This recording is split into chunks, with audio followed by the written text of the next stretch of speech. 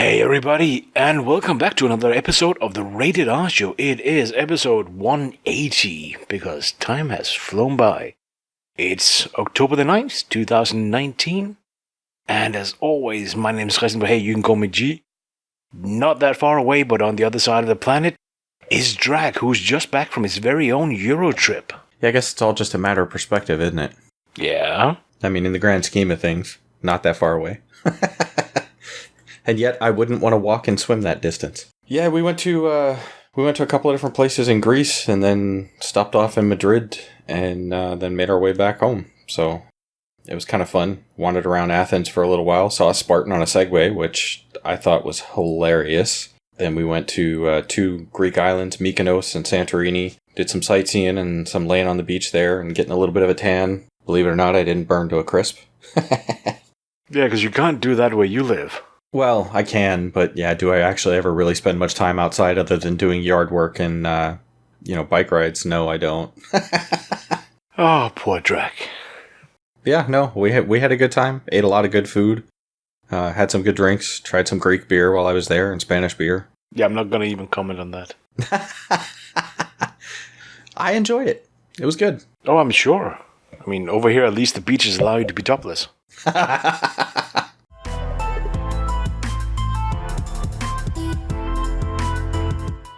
So, Drac, what do we have to talk about today? Because we don't have an interview. Nope, no interviews today. I'll let you interview me. How about that?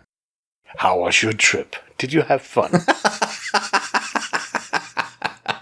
Well, I was thinking game-related stuff, but yes, no, we did have fun. It was a good time. Okay. Well, game-related, what have you been playing? Because you haven't. You've been on vacation. Well, since I got back, in fact, I think within 2 days of getting back, Destiny 2 Shadowkeep released.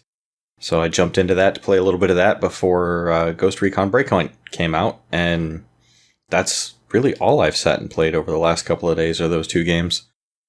Okay, so Ubisoft's excuse, and you've been playing The Moon is Haunted, the queuing simulator. Yeah, that's funny. All the issues they had, I was at work during the day. By the time I finally got home, I opened up the game, logged right in, started playing, didn't have any issues. So I didn't expect the launch to be as rocky as it was just because, Bungie's pretty established.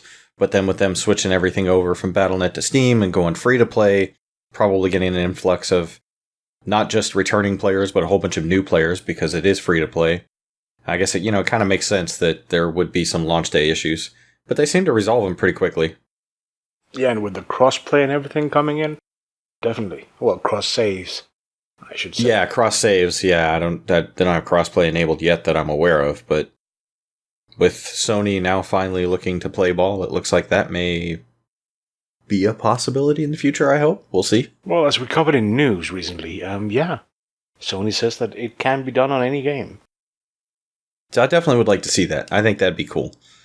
Because I know you guys usually pick up things like The Division and whatnot on PlayStation, and I'm just never going to do that. I'm always going to be playing on my PC. But it would be kind of fun to be able to jump into, a game and play together. Definitely. And I'm just on Destiny, where you say, yeah, it was sort of predictable, but even if you didn't expect it, I would say from Bungie's side, they should probably have foreseen potential issues.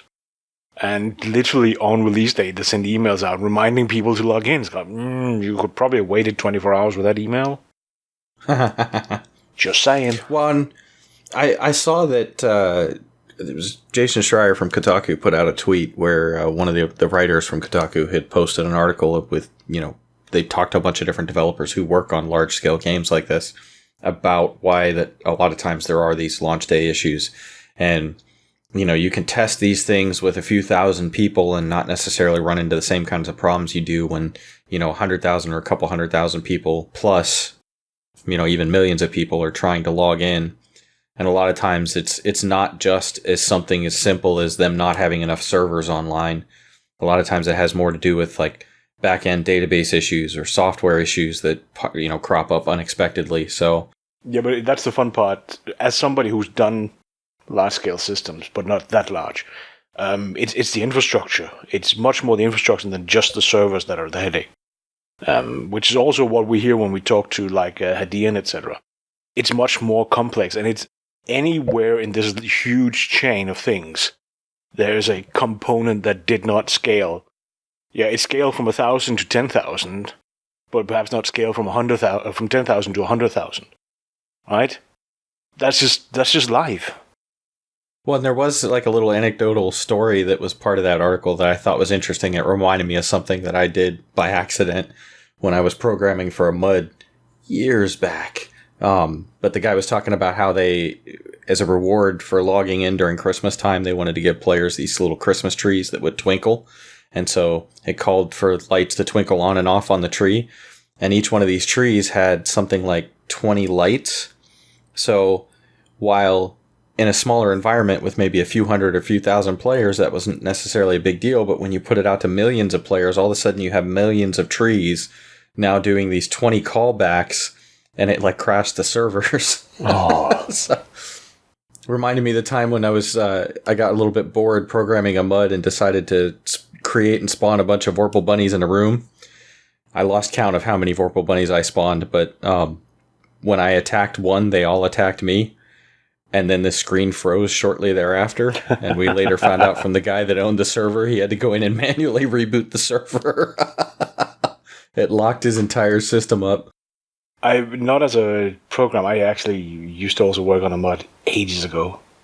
But on another one where I was just a player, I found out that you could do aliases. You could write something and then it would translate into a string of commands, which was useful for getting around in MUDs. And then I went, well, why don't I do an alias that just calls an alias? Basically, you do like command and then parameters. So you could say, this command north would call an alias that would just send you north 5 times. It would repeat the parameters 5 times. And as a result, I called the alias, calling the alias, calling the alias. Now 5 times 5 is 25 times 5 is 125 times 5 is 500 and something. 600 something. Right? Every time you do this, it grows exponentially. Yep. Yeah. And I went, gee, I wonder what happens if I do... The server froze. And once it unfroze, one of the gods, as they were called, showed up, forced me to list my alias, and just went, yeah, if you do that again, you're banned. Okay, good That's stuff. That's funny that just one player just trying to traverse the terrain like that caused that issue. To be fair, what I was doing was, I effectively issued one command in a millisecond 1,000 times or several thousand times. That's what it... Wow. Yeah. Because normally somebody might have queued up 30, 40 commands in those aliases, but because I called the alias with the alias, with the alias, with the alias, with some command, yeah, it went south fast. But that was just in the news. We might cover this. Well, it's your news on Mondays. I don't know if you're going to, but a bunch of developers are coming out with a system, yet again another system for MMOs. I think in this case they're making their own MMO with new goals that we don't see in classical MMOs. I won't go into who and what. As I said, the interesting part in this discussion is one of the developers used to work on Ultima Online. Do you remember that one? Yeah. It wasn't one I played, but I do remember it. Mostly from the advertisements. I played after it was a thing. There was some mock versions, and it started... There were some less official things for Ultima Online. I tried those. But he commented back then they had... what the hell was it? An Apple 300 megahertz... some megabytes of RAM, so not gigabytes, but in the tens of megabytes, and that was the server for Ultima Online. That was the original server, and that nowadays an Apple Watch has more processing power than what they used as a server. So we should be able to do much more than we do in MMOs, and that's sort of one of their goals, is to make an MMO that really utilizes the resources we have available and not squanders them. Yeah. Well, I mean, I don't know how many times I've heard the same phrase when referring to, like, the shuttle that went to the moon and stuff, is that, we have more technology in the palm of our hand with our cell phone than they did, to put people on the moon. Oh, yeah. Commodore 64 was more than what was in the first moonshots, yes. But there's also a difference in, what they were doing. So... I just want to know why I can't use my phone to go to the moon then. You can absolutely. If you have a modern phone that can absolutely power a rocket, handle its flying to the moon and back. The problem is the rocket. It's getting a rocket that can take you there, but controlling it, yeah, absolutely. Well, speaking of the moon, I guess we should circle back around to one of the questions you asked before, which was, about Breakpoint and Destiny. So, I had a buddy of mine that was asking me over the weekend. He was on the fence about whether or not to pick up the add-on for Destiny. And for any folks who may also find themselves in the same situation, should they come back to Destiny? My answer is pretty simple. Shadowkeep is more Destiny. They've made some updates, some changes, and I think for the better with regards to how armor is working, and I'm still getting in there to figure that out. But as far as the core game, it's still Destiny. They've added some new finishing moves, and those are cool, and that's fun to use. But the gunplay is the same, the traversal is the same, so, the game looks the same. Yeah, we've got new locations, we've got, I don't want to say, it's not really new enemies, I put some new skins on some old enemies with regards to the Vex. But the game is fun, and it's some new content to play through, so if you enjoyed Destiny 2 before, you will probably enjoy Destiny 2 Shadowkeep. If you got bored of it, or just didn't care for it at all, then no, I don't know that necessarily jumping in again would be this would be the game for you to jump back into.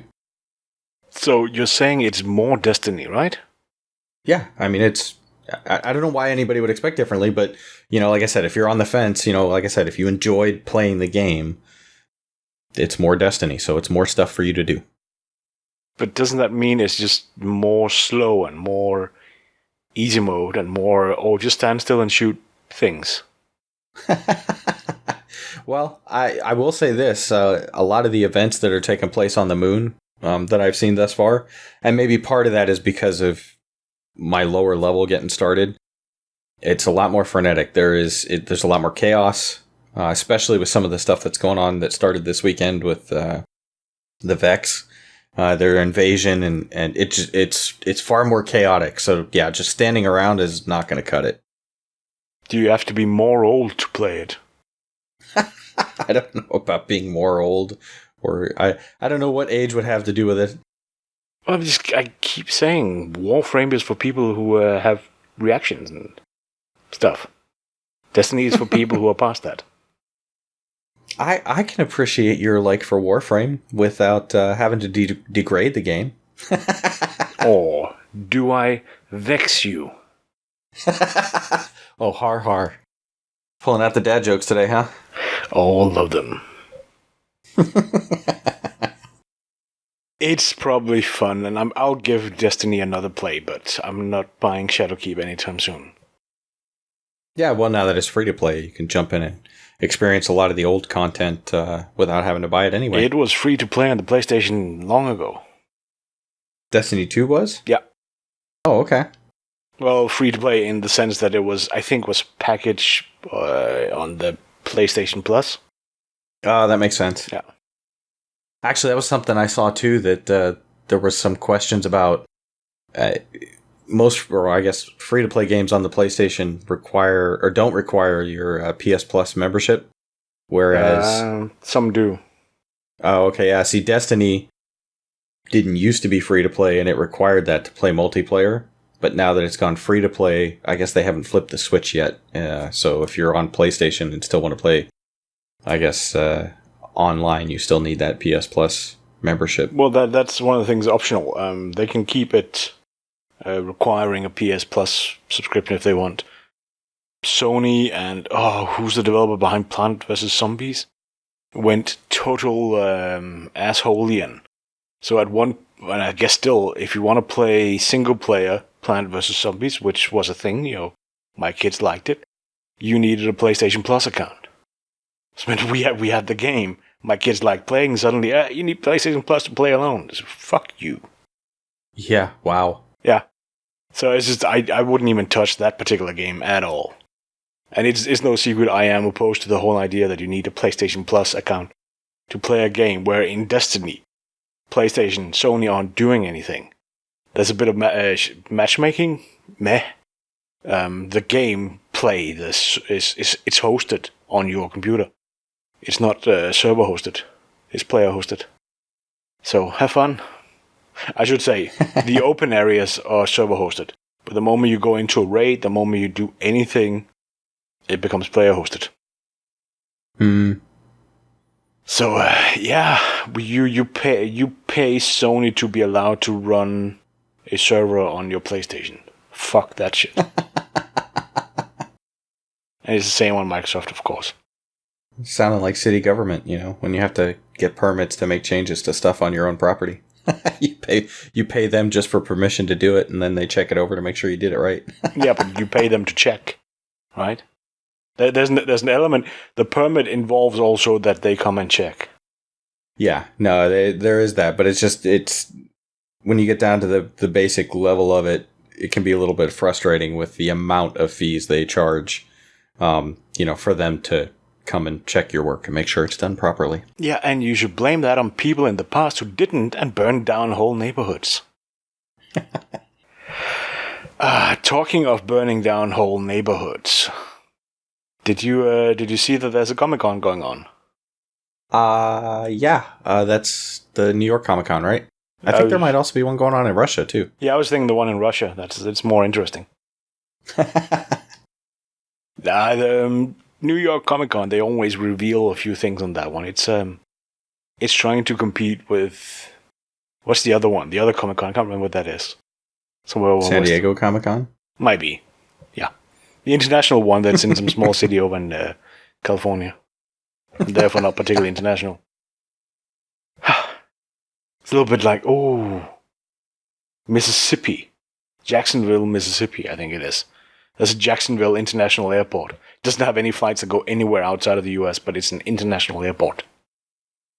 I've wondered about that for a while, if that's just a classification based on the size and capability of the airport.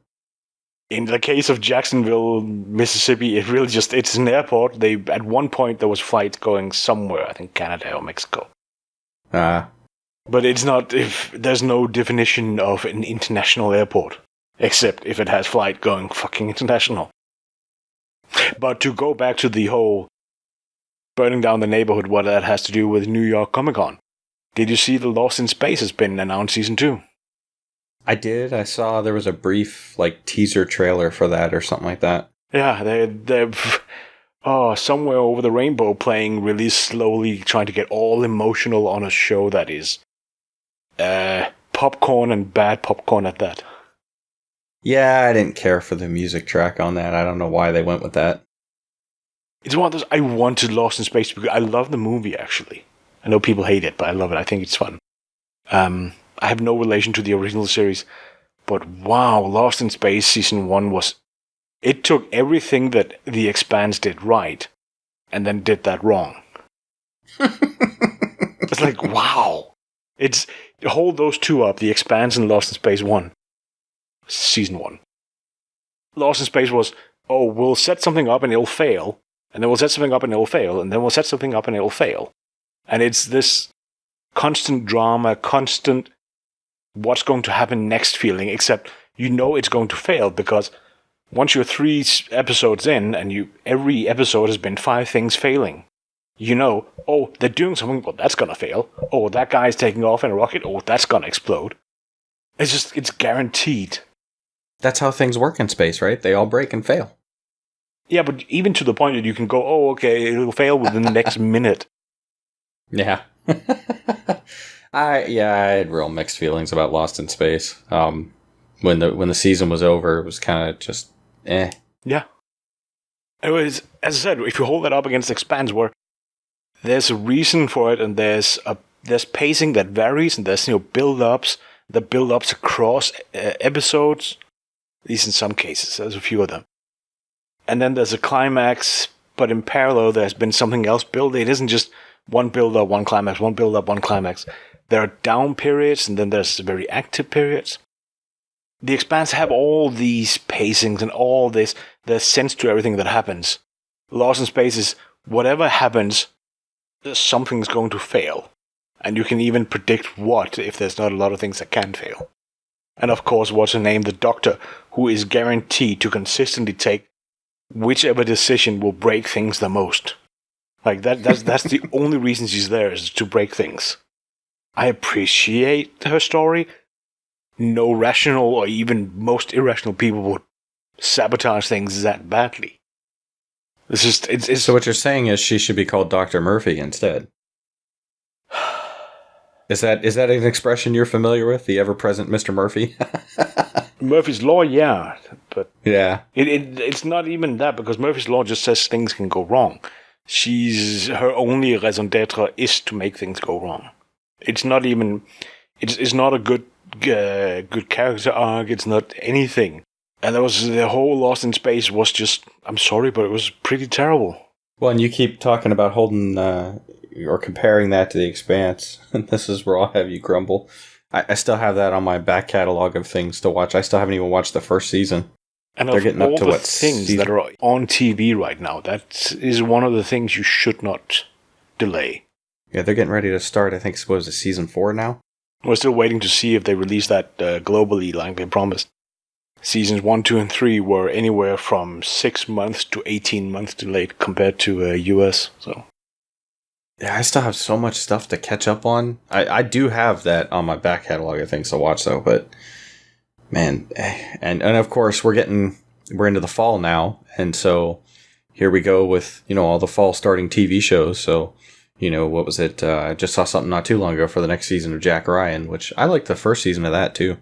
First season was okay, but there was inconsistent in places, and there was some poor writing, some poor acting in places. Curious to see how the next season develops, but I think that's where I would go to. I would watch the next season mostly out of curiosity. But I guess I'm kind of dancing around one that I know that you've been waiting for, that I'm actually excited for, even though I'm not as much of a Star Trek geek as you are. But Picard looks awesome, and as one person I saw point out on Twitter before I even had a chance to watch the video, it's kind of heartwarming that his dog in the show is named Number One. Take a moment and think through that trailer, the one that just released, the New York Comic-Con trailer, literally. Mm-hmm. And Old Man Logan. Yeah. Yeah, he's been around for a while, that's for sure. But I mean, I think the only thing I saw, the parallels between the Old Man Logan. Again, comic, I know, but they made the movies as well. And then this one. The start of that trailer, the whole feel, we're old, things are slowed down, there's one last hurrah. Isn't that more or less the plotline in Old Man Logan? Yeah, well, that actually makes me question, how many seasons are we going to get out of this show? Is this a one-off, or like we're going to get one season, almost like it's a mini-series, and then it's done, or are we going to get more out of it? I don't know, and I don't know what I want either. I love the character Picard. I love the actor. We're rewatching. Well, for me, it's rewatching. And the old kid is watching for the first time Star Trek TNG. And I'm sat here. They are watching it and seeing and getting all these new things. And I watched it so many times in the past. The only thing I'm actually just sat there looking at half the time is the acting. And dear Lord, Sir Patrick Stewart is just acting circles around half the cast. Well, I'm bringing up the other members of the cast, too. We're going to get a bunch of those folks, we're going to show up in this series, too. Jonathan Frakes was shown, Marina Sirtis, we saw Jerry, it's... Data. Sorry? Data? Yeah, well, Brent Spiner is there. Yeah. But whether it's Data, and I still have some expectation that Dash, the girl who shows up and doesn't know who she is either Lal or related to Lal. I'm wondering whether it might be Law who's been trying something and ending up also with the daughter. See, now I can't remember who they are. It's been too long since I've watched TNG, but and you know how bad my memory is, so. Yeah, I think we're going to be finishing TNG before Picard comes out. And then probably take a break watching Picard and, well, there's Discovery as well. And then go back to watching, because we will be doing we watched Voyager. For some reason, that's what we see. Well, we watched Enterprise first, and then Voyager, and now TNG, and then DS9. later. So DS9, I think we're going to wait with until after Picard. I want to finish TNG before we start Picard. I could never get into DS9, and maybe I didn't stick with it long enough, but that's a common issue. It was hit or miss. Like, some shows were okay, but most of them were just, I felt, kind of dull. The first couple of episodes and it's interesting because it does the same thing in TNG. TNG Farpoint is actually good. But there's only like 2 other good episodes in all of season 1. The rest goes from mediocre to some of the worst TV ever. Hi, Traveler. DS9 starts really interesting and gets a few interesting episodes, but then a lot of crap episodes. And season 3, midway through somewhere, I can't tell exactly where, partly because it's so long ago, but somewhere in season 3, and it's interesting, the lead showrunners in DS9 left and went to Voyager, and suddenly DS9 becomes really good. Some point in DS3, you can see suddenly there's some shackles that have been taken off, and people are having more fun, and the scripts are getting more interesting. Season 4, 5, 6 are awesome. Season 7 is, like you see, if you watched Arrow, if you watched, it was another one that ended just recently. Heck, you can see it even in Agents of S.H.I.E.L.D. The way it's the last season, suddenly we're free to do things. Look at the last season of Voyager as well. When you get to the last season, DS9 is also just the hell with everything. We'll just do whatever the freak we want. But 4, 5, 6 are awesome in DS9. But you need 1 and 3 at least. Season 2 you can more or less skip. And I hear a lot of people saying, DS9 is the worst one. I stopped in season 1 or season 2. Yeah, and that's the problem. If it didn't stick until middle of season 3, DS9 was shite. What was that? What were the enemies that they ended up running into that became like the big bad? Sorry? I'm trying to remember what the enemies were that they ran into in DS9 that became the big bad. That what I heard a lot of folks said it really became interesting. I think they were like pale skinned with dark hair and. Oh well, there's the founders, and I'm not entirely sure I agree that they're interesting. No, it wasn't founders. Yeah, then there's the Kim Kardashian and all the other ones. Kardashians. Yeah, well, that's the thing. The Kardashians get a workout. They exist in TNG already, but they get a workout. They become a lot more interesting, particularly due to Golden Cat, and yeah, there's 2 or 3 Kardashians that we meet and we get familiar with in DS9 that just kind of sort of show that this isn't just like in the original Star Trek where the Klingons were just ersatz Russians, the replacement Russians. That's all they were. Suddenly these people who were there, remember this is from the original Gulf War, so Bush Senior's time, right? This is playing off emotionally off of that. So those Kardashians that we see first, well, they are the enemies in the Gulf War. They are the Iraqi, etc., invading Kuwait, and Kuwait is DS9. All these things are there, but suddenly they're given space. They're given all these options as characters. They're given growth as a race, and that's kind of nice. Sorry, this is not a Star Trek podcast. No, that's okay, though. Yeah, I fell out of that one early. I did come back into Star Trek with Voyager and watch that for a while, but I never did finish that one either. I think I fell out of that one at the time just because I was working a couple of different jobs and just didn't have enough time to keep up with things. Yeah, now you can watch them as you want because they're old and they're everywhere. Yeah, the wonders of modern technology. And when Discovery came out, people can actually go back and find the first episode after Discovery released, where Grid and I go over our impressions of it. Yeah. I loved how you guys were calling that Star Trek STD. That's what it's called. STD. STTNG, ST Boy, STDS9, STD. That's hilarious. I didn't choose the name. Somebody on a production team somewhere suggested it and thought that it was hilarious that they went with it. Yeah, you didn't choose the name, but you sure did run with it.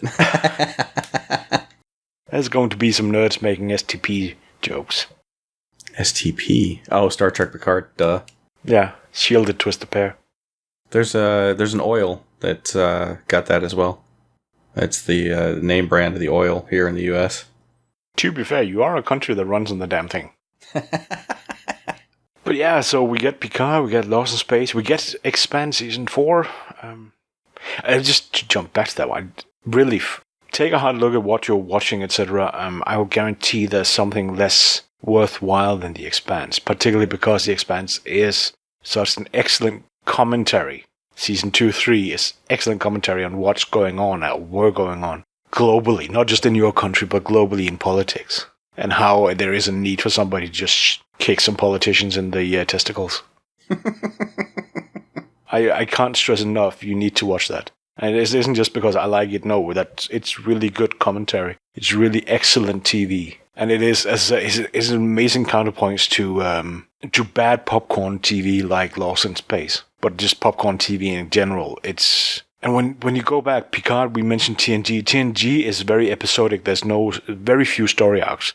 Or there's a few, like there's the Q arc. He shows up every so often. But that's not really an arc. It's just going, oh, let's build on that. Let's build on this. There's a few episodes that are double headers, usually across seasons. But The Expanse is end-to-end, just one story that continues, drags you along. And that is, it's modern TV is doing that now, and it is doing it really well. I enjoy that more. I never cared for Lost. Lost was boring as hell to me. Lost had its ups and downs. There were shows that I thought were rather interesting, but then there were also a bunch of shows that were just kind of felt like filler. What are they called? The Walking Dead. They have a story that progresses forward, but there's no build up across episodes. There's no overarching story really. There isn't a goal. Well, there is per season. Because usually what they have is they'll have some big bad that shows up, and then it's like the entire season is building up the big bad and the trials and stuff that they have to deal with, and then by the end of the season or end of 2 seasons, depending on how long they run it, then they've dealt with that, and now there's a new big bad. But you mentioned that we've got 2 Walking Dead shows, and I guess we're getting a third, and it looks like it's going to be a high school drama. It's going to start next year. Yeah, it's basically let's get some more kids watching this. Let's get the teens on it. And as one thing I want to ask, how many names can they come up with for zombies without actually saying zombie? When are we going to actually hear them finally utter the word zombie? And why don't they? There's munchers, there's walkers, there's shufflers and shamblers, and God, there's been so many over the years, different names for these things. I don't know why they can't just call them zombies. I think that's one for Jolly. He's more into it than I am. So it looks boring, really. Oh, look. It's another show where there's some slow-moving things chasing a group of people who then don't manage to get away from them. Yeah, some of the situations they put themselves in, it's the old, like when you're watching a horror movie and you're screaming up to a person, don't run upstairs, you idiot. Because how are you going to get out of the house when you run upstairs? Like, the front door is right there. Why did you just turn around and go upstairs? See, if you're my age, actually, if you're older than me, because you are my age, if you're a little bit older than me and you watch old Doctor Who, running upstairs made sense because the Daleks couldn't get upstairs.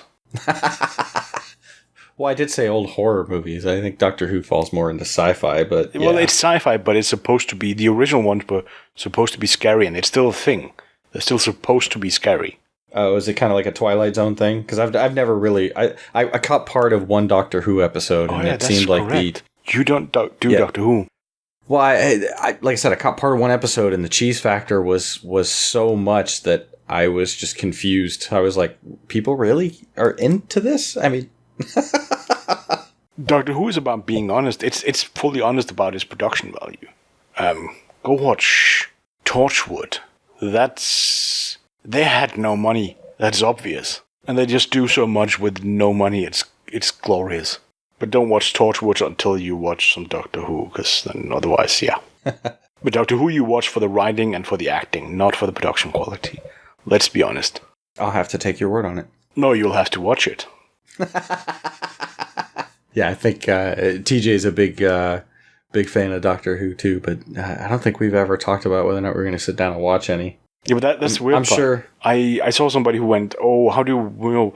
I want to watch Star Trek. I've never watched it. What should I watch?" And I compiled like a list saying, if you just want introduction to it, here's a bunch of episodes. If you want to watch the modern, watch these ones. If you want to watch very modern ones, modern being like TNG, etc.